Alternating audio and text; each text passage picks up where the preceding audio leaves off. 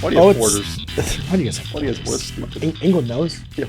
We're already watching this play out in England. Yeah. But it's true though. Yeah, they're fucked on paint. They're fucked on products. Yeah. There's a bunch of things that they're just fully fucked for right now. And we're about to see this. This is basically Brexit. All right, timer started. I don't know if calling this Trade Warhammers is going to be the right title for this video, if it's clickbaity enough. But yeah, we live in interesting times. And as this is probably coming out in January, this is what we're talking about now. And we should probably preload the fact that this conversation is happening in December. So if you're watching this from the smoking wreck of our society, I how would they be watching it? I'm sure the satellites will still be up there, man. Still be Starlink. It'll all be Starlink. Someone's still like, I'm making a little bit of money here. It's still worth it. Elon's still running Starlink. He's still running Starlink from his vacation home on Mars. Well, hey everybody, welcome to the Inside Tabletop. I'm here with Chris from Lords of Board Games and Hobbies. What's going on, guys? And we're here for another industry conversation.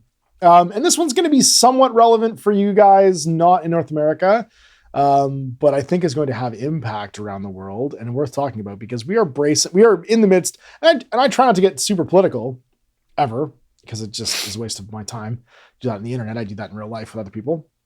But we are in the midst of a conversation about tariffs and trade wars in December of 2024. Sometimes we have to do that, right? Like we talked about the Vallejo strike on our channel. We sure did a couple weeks ago. Like these are important things to talk about. These are important things to talk about, yeah. And it's important because you're my friend. Yes, right. And you run a business that has goods crossing the Canadian and US border almost constantly. Yeah. And right now, the primary source of those goods being Games Workshop, they actually eat a bunch of that. Yep. They eat a whole bunch of the tariffs and duties for when stuff crosses the border to you. And they also free ship to you.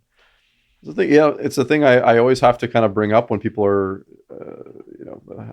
Games Workshop's terrible. Why do retailers love them so much? It's like, well, I'm sorry, they make my job really easy in a lot of ways. Well, they're the same guys that'll come in and be like, I ordered this thing from Europe and I had to pay $45 to pick it up. You had to pay tax? You had to pay tax. You had to pay tax. Oh my God. on buying something from another country, because that's how taxes work. They didn't tax you when you bought it. You paid tax at the border. That's right. That's how this works. And there is a not zero chance that things are going to radically shift if there's a 25% tariff on goods. It's funny. I heard this stat about how the whole economy basically has like a down year the year there's an election. Yeah. Because of what we're basically talking about. Yeah. And usually it's like, oh, there's not much change actually. Things kind of go back to normal. But like this one might be a bit different because of all the stuff that's being said essentially. Yeah. And if and how they happen and if and how they even don't happen. Because even if it doesn't happen and it's just a looming threat, like a saber rattle for the next year, companies are going to prepare for and change for if it does. How could you not? Right? How could you not? How could you not? How could you not? So think about this from like a Games Workshop point of view, because taking ourselves out of it for a second, I think it's worth discussing what a 25% import tariff would mean and who it gets applied to. So if it doesn't get applied to England and English goods come across, then anything manufactured and packaged in England that comes to Games Workshop's warehouses in the US will pay a 25% markup on its cost of goods, basically. Yeah. That gets passed along to consumers. Games Workshop's not going to eat that on its bottom line. So either prices go up or they have to find a way of working around it, which could mean manufacturing more things inside the US, having it show up in different packaging, or simply having products not be available in the US. Here's like, I'm gonna go worst case scenario first. It's like generally with this sort of stuff, there's retaliatory duties imposed, right? So like just an example, like geography people, that don't necessarily know, like we're obviously above the US, right? If goods are shipped to the US and they have that duty applied to them, there's also a good reason to imagine that as they leave the US, they would also have a duty applied to them again. So you could talk about like a double duty situation. That's it, yeah. Potentially, right? Twice. And and I always remind people too, like when money is added to cost, it actually tends to multiply the actual retail price much higher than you think. Because it gets passed to the consumer. Exactly. Yeah. But retailers often won't just add the cost, like the duty cost to the product. They'll also try to maintain the same margin they have. Well, think about that. If Games Workshop, there's a bunch of ways they could handle it, right? They could handle it by raising their prices. They probably won't do that. they can hand it by changing margin. Now, imagine you're a customer from Games Workshop that's been used to getting a 30% discount on everything for the last 15 years. And all of a sudden, the trade margins go from 45 to 55% down to 25%. Right. And you simply cannot offer a 30% discount anymore, or a 20% discount, or any discount, or any discount at all. Yeah. Right. All of a sudden, it's D&D books that you never get at a discount. Right. How do you think the market reacts to that? Yeah. Now, you luckily charge MSRP for things. So what's your problem? You're just literally having to sell more to make back the same profit because you just can't. If that's the scenario, right. That's the scenario for you. But for someone who relies on, for instance, a 20% to 30% off online retail business, what happens to those guys? Yeah. No, it's an interesting question. Like, what happens when they have to charge MSRP all of a sudden inside their country? And that's both ways. That's across both sides of the border. That would be both those things happening inside the US and outside here in Canada, because it would be charge that whatever tariff is going into the US and then charging it again coming out of the US into Canada if it's shipped from here. Now, Workshop could sidestep all of that by simply shipping from the UK to Canada. Yeah, that's to say we're in kind of the better place here because there is that option. But we're not Games Workshop's biggest customer either. No, the US is. Yeah. It now exceeds the UK's sales, right? So what do they do about that? I can't imagine though there not being a price impact there still though, right? Absolutely. Even if they were, because when you think about turnaround times and what services they'd have to use to get us a new release, essentially from they just open a warehouse here. They either have to move it back. I think you're right. I think they literally have to open a small warehouse. It would take them 5 minutes. They just go get warehouse space somewhere and they would drop ship it here temporarily. They'd sign a 3-year lease. They had it before. We had a warehouse. Yeah. my desk was 15 feet from it. That's right. Yeah. Right. Like their ability to react to this is actually really good for everyone that's not in the US. Yes. This is really the crisis. Yeah. I think. Right. So what will happen in Canada is we will pivot, Workshop will pivot, and it will probably be like a year of discomfort and some kind of temporary solution to make it not as horrible as it could be on these goods in particular. In the US, it's a totally different story. Who knows how that looks? And it's going to be a very interesting time, I think, for hobby products manufactured outside the US. Now, could they start manufacturing more inside the country? Probably. They're still going to get hit on cost of, plastic coming in or whatever raw goods they'd have to do that, and packaging maybe. And that does that like my thought initially, just having seen been to that facility, it seems like a very costly endeavor to do that. Obviously, we have no idea what it looks like 10 years later. So who knows? For sure, it could be a completely different facility now. I'm betting that they've already been investing in that kind of stuff. You think so? In case there's another global pandemic. Right. I think that infrastructure is probably already there if I was a betting man, based upon reaction to global shipping crises and the fact that they can't keep stuff in stock. That's what I mean. Right? And we're slowly seeing that change. Yeah. I'm betting that's part of that. I would bet that they can make things inside the States. It would probably affect ancillary products that are never manufactured in the country, like paints. Cost of paints would probably explode. Dice and all those little weird things that are made in China, unless they're getting shipped directly from China to the US. Because I doubt that they'll put a tariff on China. That would be saying to your biggest creditor, "Yo, we'd like you to pay us back some of the $14 trillion of U.S. currency that you own." It's a number that doesn't even matter. It's a number that's this 4 times the U.S. economy. They're both we would like to have. So tied at the hip together. Yeah. So that would probably be another way to work around it, but it will definitely have an impact. It will definitely have an impact because these are leisure goods. These are what get hit by a trade war. Right, of course. Yeah. Before everything else, right? Yeah. Have you thought about how you're going to pivot at all? Well, it was funny because in a previous video, we just talked about how it's we've been pushed away from other pivoting things for the last number of years, and Games Workshop's become more of a pillar, even to a shop like us than ever before. So there's not an easy answer to that question. You know what I mean? You can, we'll stock up on other other miniature games. It's what other miniature games that even have the presence, that we can even buy. What can we even buy? Okay, look at it. We can't really make a bigger Corvus Belli section. We already buy all their stuff. Okay, that's not going to work. We could look at trying to think War Machine. Like the thing, all these games come from the same place though. They all have the same problem, right? Like they're all using the same. Asmodee has a warehouse here. So at least Corvus Belli, yeah, that is shipped from Spain to Canada. Yeah, to the Asmodee warehouse and then shipped to you, exactly. Which is funny because Asmodee is also in the middle of all of this. Yes, they are. Yeah, and they have a warehouse not probably 50 miles from your store. Yeah, so those companies will kind of dodge that if that happens. I think they'll get out. But I'm trying to think of like other ones like. Yeah, I think a lot of the other smaller companies could avoid that problem. The thing is, you're having, regardless of what it is, you'd have to lean on products that have a lower margin. Yes.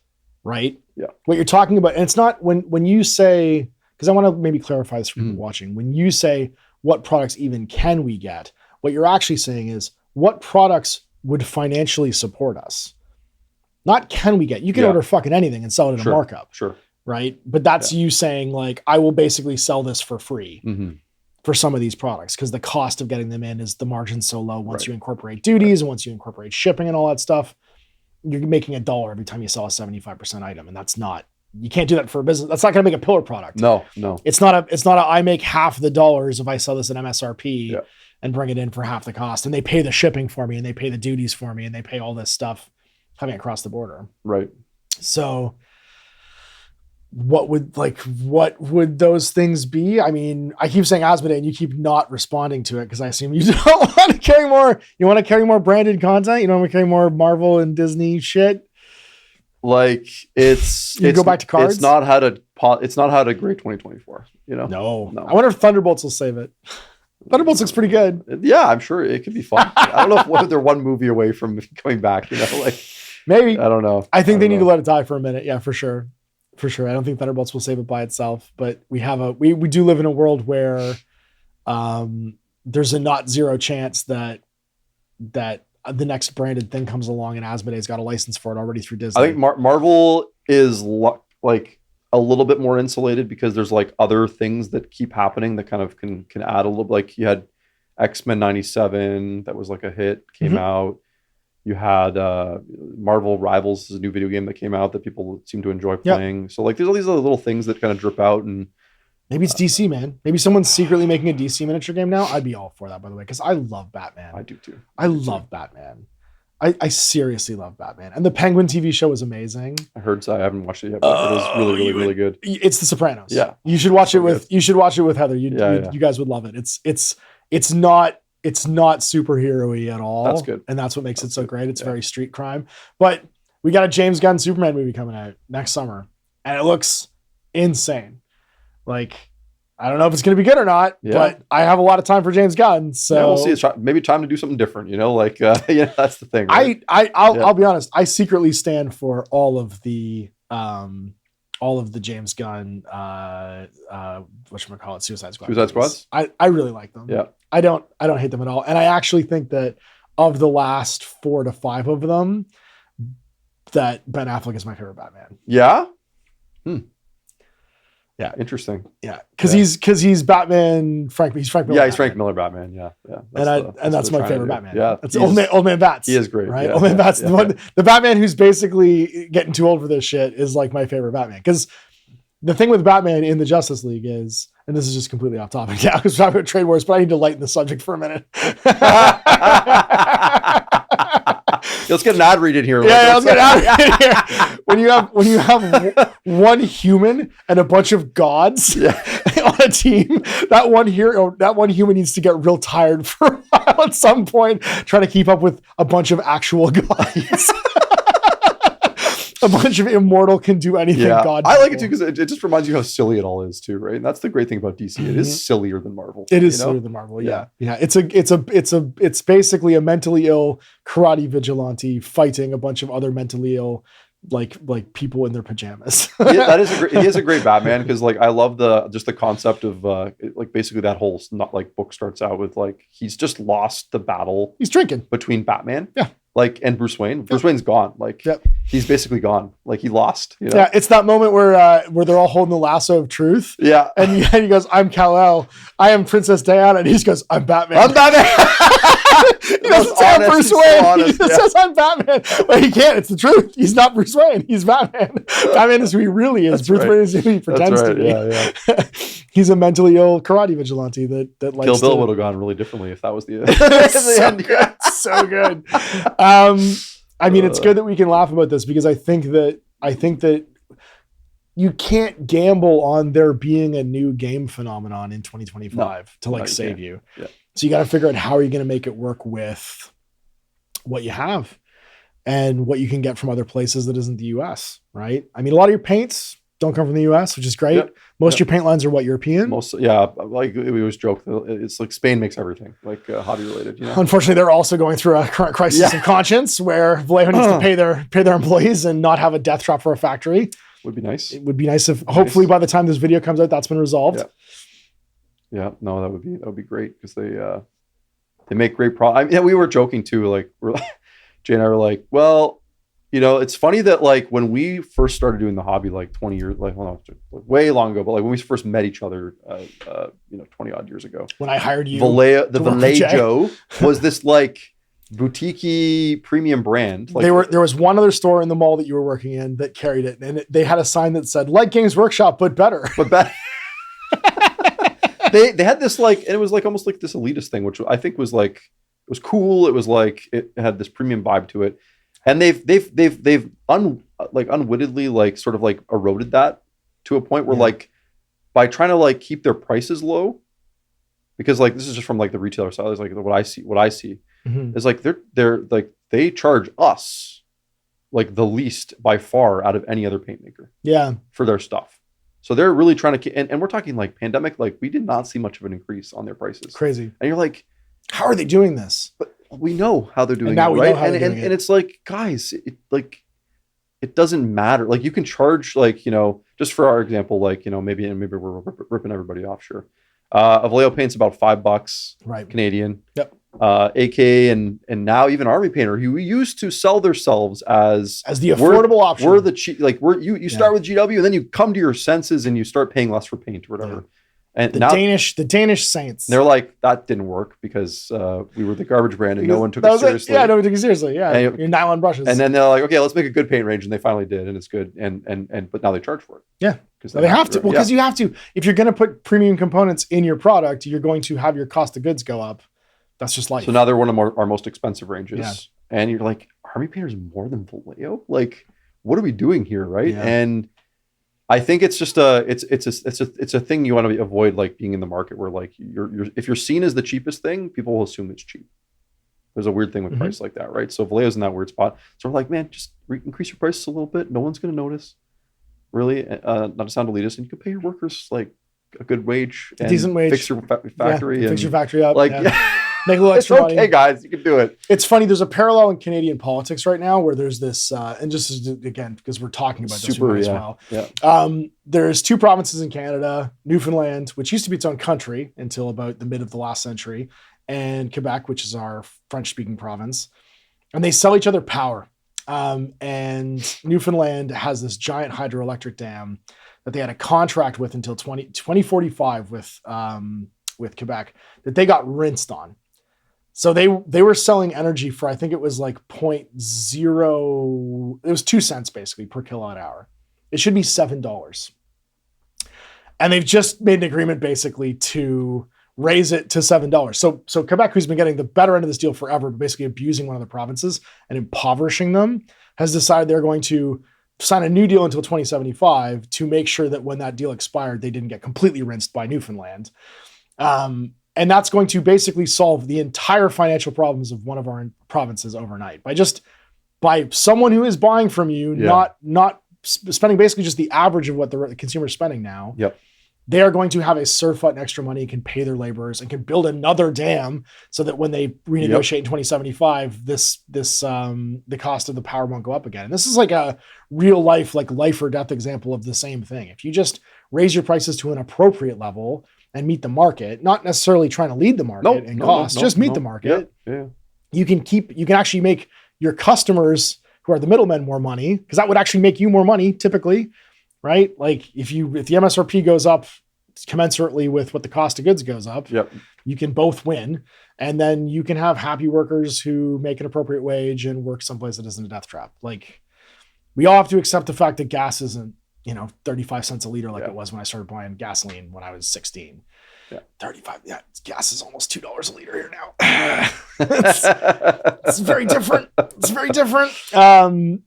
And the fact that you have to think about this as the buyer. Yeah, absolutely. Right, going forward.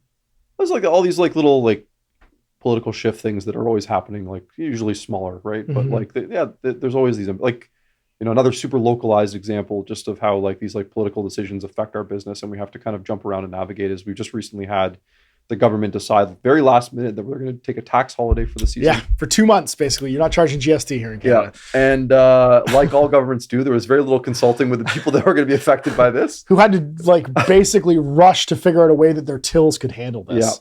Yeah, and Warhammer just happened to fall into the category almost accidentally by luck of like one of these tax-free things. So even Games Workshop's like scrambling, a corporate is like scrambling to figure out how they're going to implement this thing.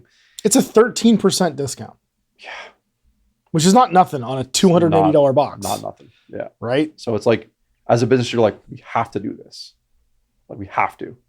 It's not a choice. No. Like, if you're just like, you had the choice, like the government was like, we're not going to come after people that collect tax and then remit it still. Yeah. But you're going to charge 13% more than your competitor over the holiday busy season. Like, you're going to get butchered. Basically. Sorry. Like, like. So well planned, so well thought out. So we got there. We thankfully, Jay's not only handsome, has a nice voice, he is also very useful to computers. He's a really smart computer man. He is. He's the hacker man. And I knew this 10 years ago. That's right. He's got one of those keyboards that looks like it's a guitar that he can do things on when he hacks. Yeah. He's a hacker man. Me no good with computer. Jay very good with computer. That's right. Yeah. I'm handsome. I'm like hitting the side of it. You're the charisma guy. Yeah. You're the charisma guy. Yeah. You're the Steve Jobs to the Woz. He's the one. I've got a lot of great ideas, Jay. I need you to take some notes here. That's right. Yeah. He's your Wozniak. He's just like, oh my God. Yeah. I used to have one of those, but he moved to Calgary. Yeah. It's funny though how in times like these though, you're making decisions that are probably going to affect you for the next year when you decide to go in on a product line like that. Yeah. Or decide who's going to stay and who's going to go. Because you do that about once a year, you do a cull. Yeah. You have that, you joke about this in your YouTube videos, you have that wall behind the display cabinets, which is where miniature games go to die. The dark place. And that's right. And it's the upside down. And all of your viewers are kind of, I think, trying to look through the cases and figure out customers what's back there. can go there. But that's right. But do they? Do they? Yeah. There's a spot in the you got to be a little brave to go there. Right, yeah. We put them where the cameras don't see in the hope that the product will just disappear. Yeah, if you like take one. Yeah, I mean, take two. Take two, why not? We don't care about these. Yeah, it's cool. The tanks game. We've already kind of given up on the fact that we're never going to sell one again. So. That's right. Yeah, battled back, not battled front. Oh no! We put this in the battle back. Oh no! Not to cast any shade. They make wonderful pre-painted terrain that you sell lots of. Yeah, it sucks. It sucks that one of the products this year was like we had to say goodbye to Flames of War, which personally that hit me pretty hard because I was like, I love the game and we had it for the whole 10 years almost. It was one of our opening day. Anytime an opening day thing goes away, I get a little like sad and it feels like the end of an era. I can't help this, my personality, but I feel like a little bit of guilt, sense of responsibility, because I like the company, I like the people that work there. I want them. I don't want this to be like endemic. I want it to. I'm like, I hope it's just here. I want there to be I want there to be somewhere that still sells all this stuff, and even though I know it's not. Yeah, but like I'm like try to be hopeful or whatever. Yeah. But I mean it's tough. It's tough. Well, don't worry. In another 20 years. There'll be as much time between the Gulf War and now as there was in the 2000s between World War II and right. It'll be 30 years in between like some of these wars, so you can safely have a miniature game about them. It'll be far enough away. Well, and we'll have all had our own wars, so like we'll feel like more excited. Well, the robot war will be happening, so wars between humans won't matter anymore. It's true, right? We can look back at the fun time when you didn't have an enemy that didn't sleep and could impersonate you by growing skin over the robot skeleton. So it'll be It'd be okay to have a miniature game about modern warfare, basically. We'll be in the middle of the franchise wars, and they'll only be Taco Bell. I mean, like, with Warlord and Battlefront, like, I just wonder, like, because they're like, God bless them, they're still trying to do things the right way, the old-fashioned way, which is like, don't say the right way, the old-fashioned way. Because if it was the right way, it would be working. Right. No, I what I mean, I guess, like, is in a selfish way, I'm like, man, they're really trying to like make it work for us. You know what I mean? Yeah. They're doing it in a way that's familiar and that fits our previous experience. But like all the evidence is showing, like, you know, all these like Kickstarters that are working, all this STL stuff and the Patreon revolution is like, maybe their market is better served with a direct consumer thing, you know, like the money's pointing elsewhere. That sucks. That sucks to say that out loud. The idea that there might not be any historical games on a shelf in a hobby store one day. How long has Mantic been trying to get their own brand to launch? And now they're just doing licensed shit. And they're having success with licensed stuff. Yeah, they're doing a lot better with it. Yeah, like the Halo stuff and everything. Yeah, they're killing it. The Halo stuff, they made a great box set. Like, that's the thing is, you have the wisdom of these companies that know how to make a good product, but they don't know how to pick which product to make. And they don't know how to get their idea product out there. What's interesting about Trench Crusade, because we haven't said it yet. The algorithm goes, woo. It sidesteps all these tax issues by never, ever having to cross a border. It goes digitally everywhere. The money goes direct to the creator. Yep. So it literally is immune to these problems. And they don't have the uncomfortable Vallejo situation where they have to set up a factory and have workers and underpay them because, like, it's really hard now to make something. It's a direct-to-consumer model. It's immune to all of this. And things like this happening make it more and more desirable for the consumer to, again, peel away into that. Yep. The existing consumer, right? Not the new consumer, because they don't know that stuff exists. So yeah, it'll be interesting to see how that goes long term. But I think we're winding down. We did. Holy moly. We did another one. How did we get there? Nobody knows. How would we get there? Well, we don't know, because we don't, if this is coming, again, this could be coming out. You could literally be like, watch it. This could just be playing on a shattered cell phone lying in the bone dust of our society. We don't really know. Why does the Terminator Day have to happen on January 12th? I don't know. I'm just saying in January. I'm not saying Judgment Day or happening January 6th in January. I'm just saying. Nothing's ever happened on January 6th. But the next time someone watches this, it could be like 2045, and that's where we're at, right? Who can tell that I'm making my kids watch it? My name is Ash Khanna, and that's right. It'll be my kids. It'll be my kids doing it. Yeah, Cash Barker, the leader of the resistance. Everything he learned from Fortnite will become super important in the future. Very useful, right, I mean, building forts and like shooting people, that might be. Yeah, that's it. He'll be fine. He'll be completely fine. That might be super powerful skill in the future. Oh my gosh. But what about your pluggies? Where can people find you on the internet? We have our own YouTube channel where we do this sort of funny talking business thing. We sit next to each other, shoulder to shoulder. Like we do this. We go, you're on a weird date. Blah, blah, blah. My favorite is when you sit like you're on a weird date with each other. Like where you're both like, you want to. The girl sits beside you for some reason. The girl sits beside you because she wants to people watch. What? That's what it is. Yeah, because she wants to people watch when you're on a date. When your date sits beside you and you both like people watching at the same time. Yeah. That's usually because there's hand stuff happening under the table. Yeah, I assume that's what's happening to you. Well, obviously. We've been married a long time. I was gonna say he's been your work wife for a long, almost 20. Actually, I think it's 20 years now. Yeah. Oh man. So that'd be the best thing. And then obviously we have a shop. So if you live local, you can support us. And we do a Patreon thing, and we're hoping to do more. Explore that more in the new year. So, awesome. Yeah. Well, you can check out more of this on my Patreon, which is patreon.com/Guerrilla Miniature Games. His is patreon.com/Words Over Games and Hobbies. So yeah, go find it there. I think it's the word and, not the symbol and. Yeah, the word. It's not an ampersand. Yeah. Okay. Who knew that was called an ampersand? Not me. Not you. Welcome to learning facts. English is hard. And you can get extras of these. This was all recorded live actually in one day, so you get the live backstage watch of this. We do garbage time afterwards with the chat and talk to people. And you have the best stuff. The Monday chat is the best. And the Monday chat, that's the reason to join. The indie hour, the Monday chat, all kinds of extra bonus shit that you can watch. And other than that, you can like and subscribe and all the algorithmic shit that doesn't matter because I don't talk about Trench Crusade. Warhammer the Old World. Old World. Yeah. Ideology, politics. Well, now they went the other way now. Feminism. I went the other way. All right. Have a great day, guys. Bye.